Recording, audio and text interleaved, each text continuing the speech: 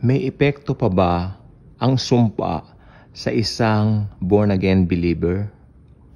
May epekto pa ba yung mga salitang sumusumpa, like isinusumpa ko maghihirap ka, gagapang ka sa lusak, mamamatay ka ng maaga, lahat ng kamalasan iyong makakamtan.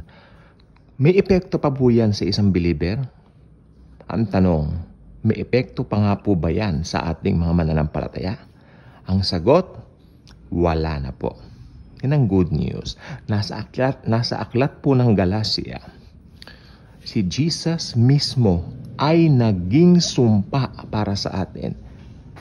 Si Jesus na perfect ay naging sumpa upang palayain tayo sa sumpa. Mababasa po yan sa Galacia 3. Siya po ay inilagay sa krus ng Kalbaryo at ang banggit po doon, sumpain ang lahat ng ibinitin sa puno.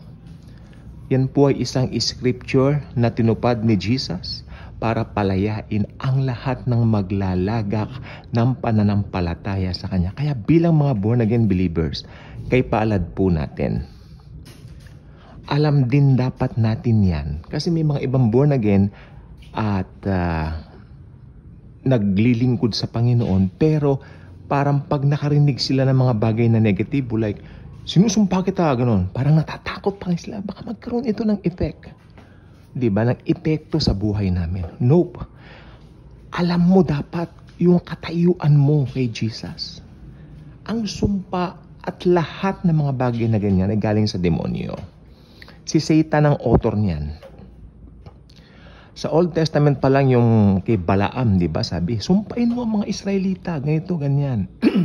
Pero nung nakita niya ang mga Israelita, ang ginawa, blines niya ang Israel. Di ba? Yan po ang katotohanan. Pag nasa Panginoong Hesukristo ka, walang pwedeng manumpa sa'yo. Sapagkat kung may nanumpa sa'yo, yung panunumpa nila sa'yo, babalik sa kanila. Tatalbog, parang bola.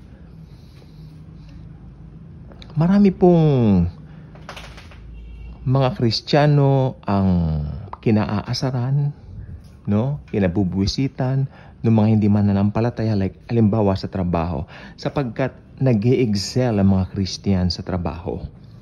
Among all the people sa mundo, tayo po ang asin at ilaw. We are the light and salt of the world.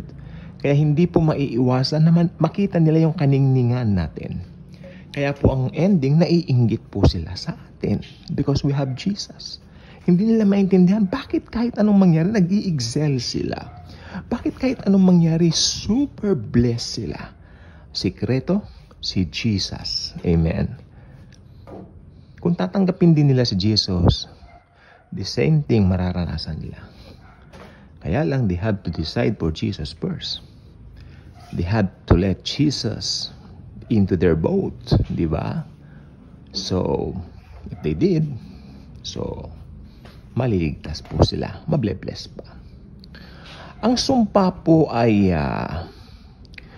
kung titignan po natin ang pananaw ng Biblia, ito po ay nasa salit-saling lahi. Pero kung tutuusin po, go to the root.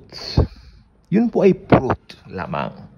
If you will just go to the root, ang pinaka-root niyan si Adan at si Eva.